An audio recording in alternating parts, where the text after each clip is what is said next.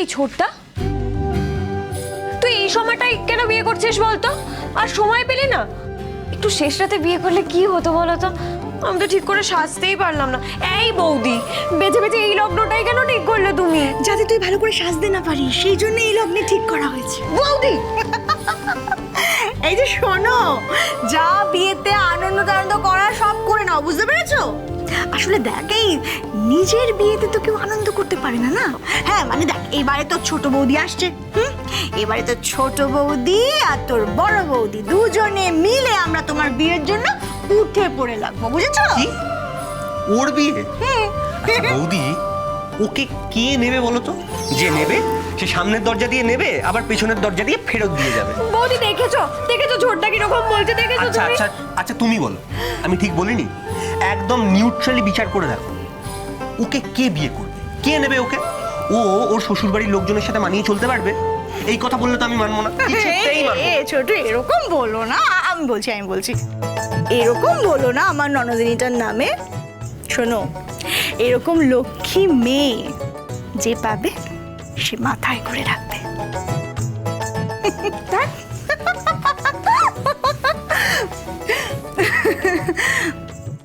সত্যি ছোটু, জানো আমি ভাবতে পারিনি যে আমাদের বাড়িতে এরকম আলো, এত উৎসব কখনো হতে পারে।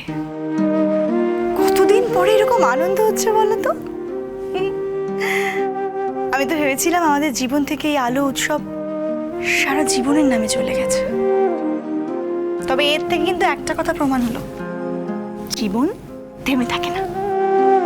দিঠি তোমাদের পরিবারটাকে আবার আলোয় ভরিয়ে দিল। ছোটু এই প্রথমবার একটা ঠিক কাজ করলো, দিঠিকে শহর থেকে নিয়ে এসে। ভুল। দিঠি আমাদের জীবনে আলো এনেছে ঠিকই, কিন্তু তার আগে এই বাড়িতে আলো এনেছে আমার বৌদি।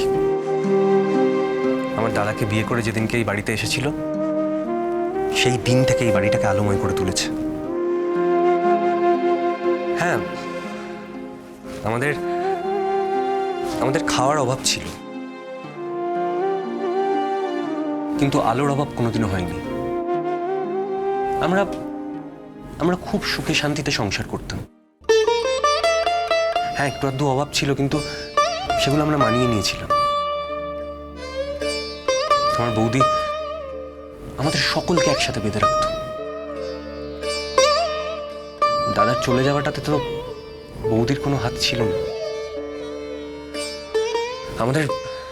আমাদের সংসারটাকে বাঁচাতে, বিশেষ করে হয়তো আমাকে বাঁচাতেই দাদাকে চলে যেতে হলো। আর চলে যাবার পর একটা গাঢ় অন্ধকার,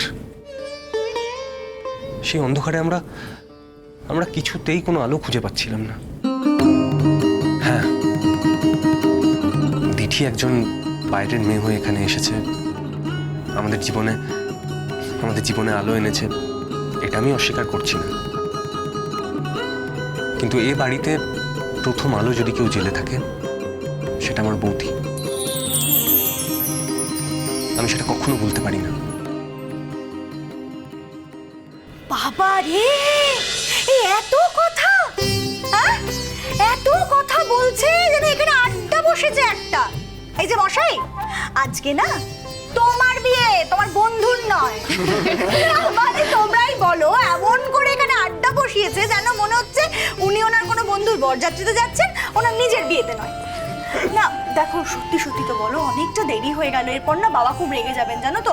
এবার বাবা বলবেন যে বৌমা, বিয়ের সমস্ত দায়িত্ব তোমার উপর দিয়েছিলাম আর তুমি টাইমলি সেটা করতে পারলে না, কেন পারলে না? আচ্ছা বৌদি, তুমি যাবে না বললে তাই একটু আপসেট হয়ে গেছিলাম, আমি তো রেডি, চলো। না না না না, দাঁড়াও, এক মিনিট দাঁড়াও, আমি না আগে ওই দিকটা দেখে আসি, বুঝলে তো?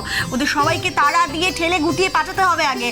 আর সবার আগে আমাকে যেটা করতে হবে, বাবার গাড়িটা ছেড়ে দিতে হবে, বুঝতে পারলে?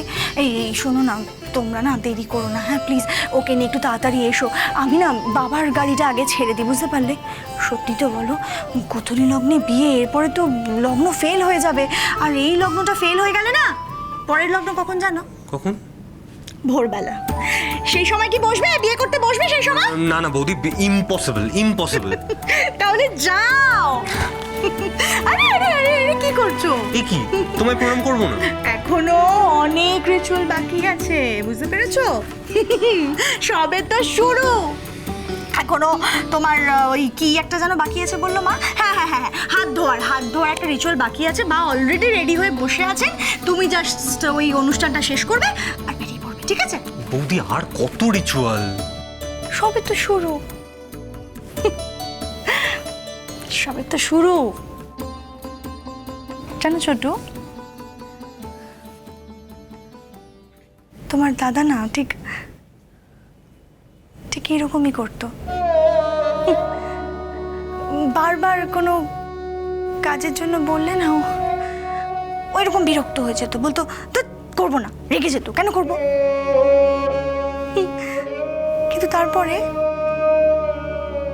আবার সেই কাজটা করতো। কোনো কিছুতে না করেনি মানুষটা, সব কাজ করেছিল। তোমাকেও তো সেটা করতে হবে, তোমাকেও করতে হবে ছোট। এই যে বিয়েটা তো মানুষ একবারই করে, হ্যাঁ, বারবার তো করে না, তাহলে অসুবিধাটা কোথায়?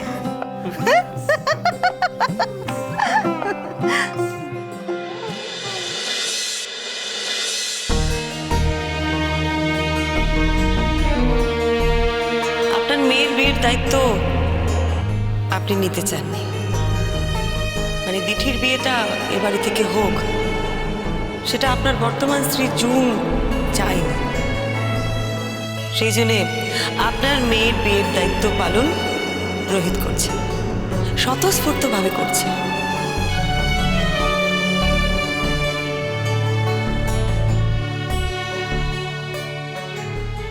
কি ব্যাপার অনিন্দ, তুমি রেডি না, বেরোবে না? তোমরা যাও, আমার যেতে ইচ্ছে করছে না। তোমার মেয়ের বিয়ে, ওকে, তোমার ছাড়া তো আমরা যেতে পারবো না। দিঠির মুখটা মনে পড়ে যেতে ইচ্ছে করছে।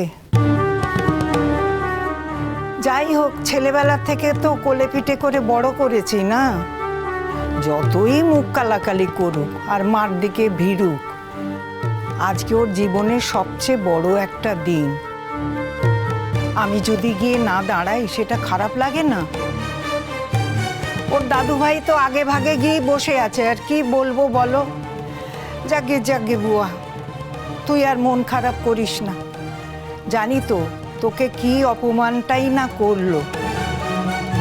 অন্যকে বাবা সাজিয়ে মেয়ের বিয়ে দিচ্ছে, তাও আবার তুই বেঁচে থাকাকালীন। আমাকে বিয়েটা দিতে দেওয়া হয়নি, ও দেয়নি। এক কথা বলো না, আমার ভালো লাগছে না। অনিন্দ প্লিজ, আমি বলেছিলাম যে কদিন বাদে বিয়ে করো, কারণ কদিনের মধ্যে আমি এত টাকা অ্যারেঞ্জ করতে পারবো না, তুমিও পারবে না, ইটস অবভিয়াস। তো তোমার মেয়ে তো অবাধ্য না, বড়দের কথা শোনে না। কদিন বাদে একটু গুছিয়ে বিয়ে দিলে ভালোই হতো, কিন্তু সে তো রাজি হলো না।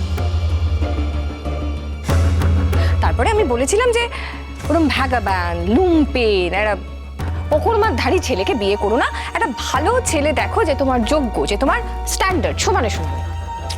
কথা শুনো না, না ওই লুম্পেন ওই ভাগাবান ছেলেকেও বিয়ে করবে। So what can I do? মাসি তুমি বলো, আমি কি কিছু ভুল বলেছি? না না, ভুল বলবে কেন, ঠিকই তো বলেছিলে। আচ্ছা, ওই কি একটা ছেলে হলো আমাদের সমান সমান, বিয়ে বিয়ে বিয়ে, অমনি বিয়ে? মা তো ওইসব দায় দায়িত্ব ঘাট থেকে নামাতে চাইছে, ফুর্তি করবে বলে। এখন ওই রোহিত সেনকে নিয়ে এদেশ ওদেশ ঘুরে বেড়াবে। রোহিত সেনের তো পয়সা আছেই, ছেলে মেয়েকে ঘাট থেকে নামাতে পারলেই হলো। মেয়েকে যেখানে খুশি একটা দিয়ে দিল। তা না হলে কোনো মা এইরকম একটা বিয়েতে রাজি হয়? দিঠির ওখানে গিয়ে চেম্বার করা একটা জিনিস, আর ওখানে গিয়ে থাকা, এই দুটো কি এক হলো? ওর জীবনটা একেবারে শেষ করে দিল গো, ধ্বংস করে দিল। ও তো বিদেশে যাওয়ার মেয়ে ছিল গো, ও বিদেশে গিয়ে ডাক্তারি শিখতো, আর এদেশে এসে বড় ডাক্তার হতো। সমস্ত ধ্বংস করে দিল, ধ্বংস করে দিল। আরে বাবা, ও তো নিজের সুখের জন্য সব কিছু করতে পারে। তুই ওর কথা বাদ দে তো। যাই হোক, আমাদের তো একটা কর্তব্য আছে, তাই আমরা যাচ্ছি। না গেলে মেয়ের মনে সারা জীবন একটা দুঃখ থেকে যাবে যে বাবা আমার বিয়েতে আসেনি কো। ঠিক আছে, তুই গেলি, আমরা তো গিয়ে ওখানে খাবো না, যাবো, খানিকক্ষণ থেকে মেয়েকে আশীর্বাদ করবো, চলে আসবো, ব্যাস। অ্যাকচুয়ালি মাসি একটা দুল নিয়ে নিয়েছে, তো ওটাতেই হবে। না, হবে না। আমার মেয়ের বিয়ে শুধু দুল দিয়ে হবে। মা, দিঠির বিয়ের জন্য আমি 2 লাখ টাকা জোগাড় করেছিলাম ওকে দেবার জন্য। আমি যদি নাও যেতাম, আমি পাঠিয়ে দিতাম সেই 2 লাখ টাকা। আর আমি যদি যাই, ওই 2 লাখ টাকা আমি ওর হাতে তুলে দিয়ে আসবো। 2 লাখ টাকা তুমি কোত্থেকে জোগাড় করেছো? That's none of your business. আমার কাছে কৈফিয়ত চাইবে না তুমি। তোমার কোনো অধিকার নেই কৈফিয়ত চাওয়ার। কে তুমি? আমি তো আর খাই না পড়ি যে আমার কাছে এত জবাব চাইছো। আমার খাও পারো।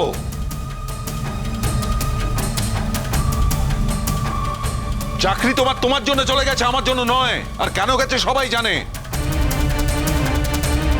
কৈফিয়ত চাইছে আমার কাছে।